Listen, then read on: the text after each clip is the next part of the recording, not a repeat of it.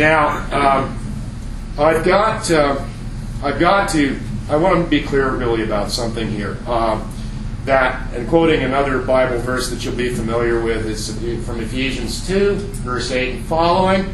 You probably chimed in about halfway through, at least some of you will, but by grace you've been saved through faith. And this is not your own doing. It is a gift of God, not of works, so that no one may boast. Okay, I was raised in Presbyterian church, and I've got the King James in my head. For not of works, lest any man should boast. Okay, that's true. That's in everybody's Bible, and despite what different Christians accuse each other of believing, and that's the way I'd put it. I'm stealing that one from C.S. Lewis. It is universal Christian belief. You cannot earn salvation. Protestant, Catholic, Orthodox, Evangelical, Mainline, everybody. You can't earn salvation. It's a gift.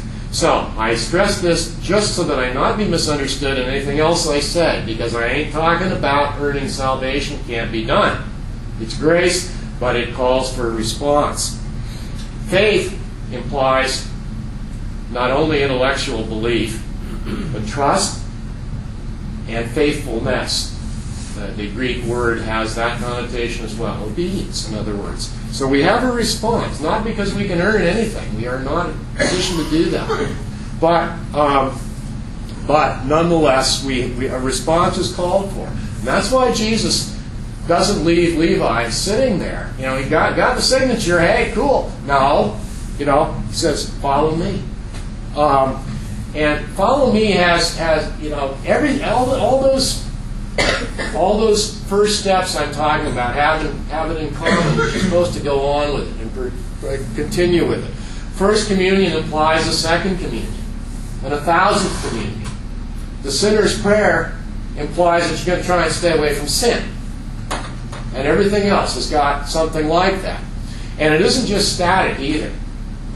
Yes, I had my first communion, so I'll make sure I keep going to communion, which, of course, you should be doing in that setting. Yes, I will try and stay away from sin. It's not static. The kids in confirmation, they're worse than staying in place. They're turning back. That's really bad. But staying in one place is not right either, because you don't follow Jesus by staying in one place. You got to follow him. And there's two aspects to following Jesus. They're interrelated. But first of all, we have to follow wherever he leads us. His call, not ours. Secondly, we need to follow him closer and closer. Get closer to him as we go. And so I'm starting to sound about to start sounding even preachier than I already have, so I want to be clear here too. We all start out small in the things we're doing as we follow Jesus. And I say start out. I'm 61 years old. I'm still pretty small in these respects. So I got to watch how preachy I get. Try and keep this within what I've got a right to say. But as small as we may start, we got to keep going.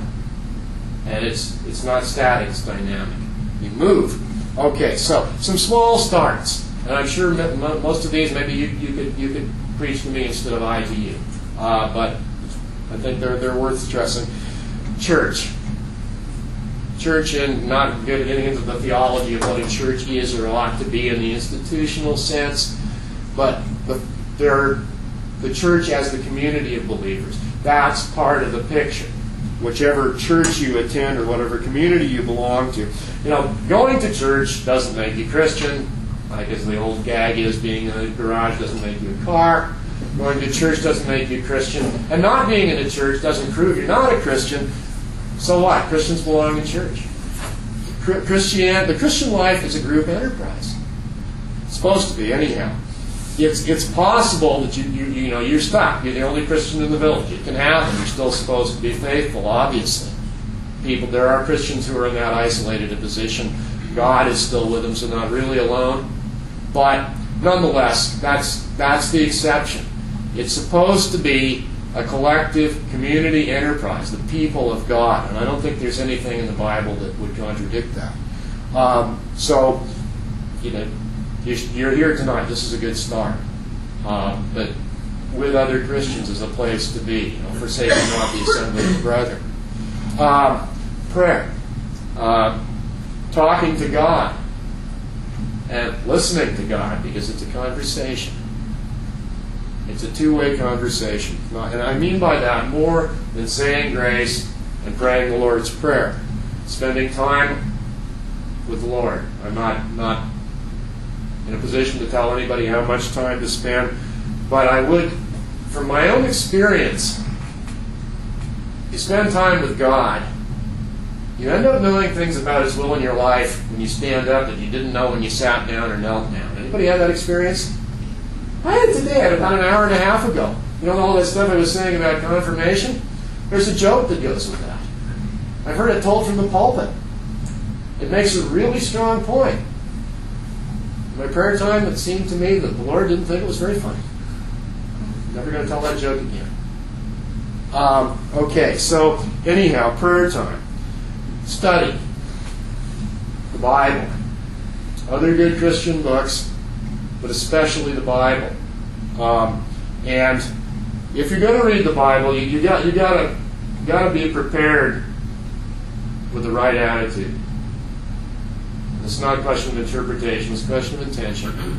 The Bible is not a book of information so much as it is a book of transformation. I didn't invent that.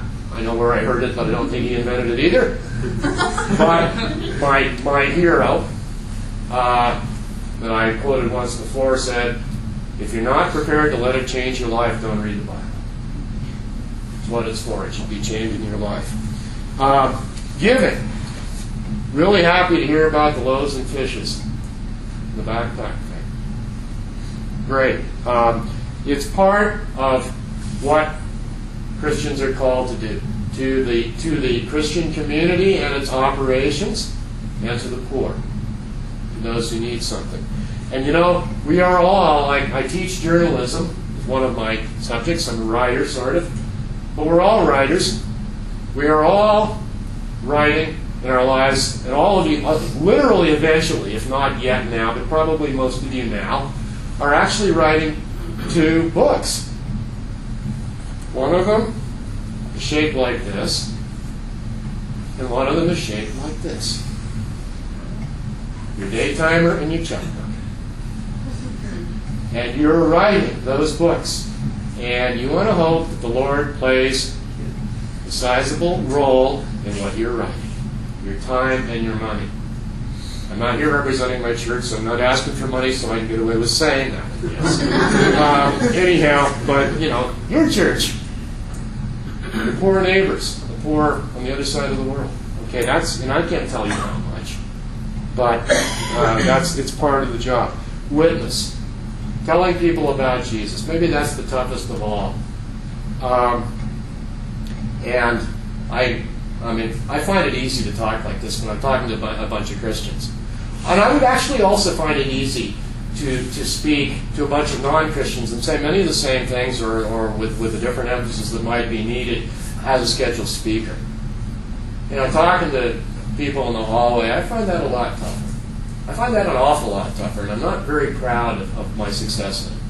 But there is a minimum that I try to observe and that I would recommend to everyone. It's a start, not a finish. It's a beginning, not an end. But never disguise the fact that you're a Christian. That's at least a start. That clown Dunstan's a Christian, but he knows that. Cool. I don't may talk about as much as I should, but it's not been overlooked either.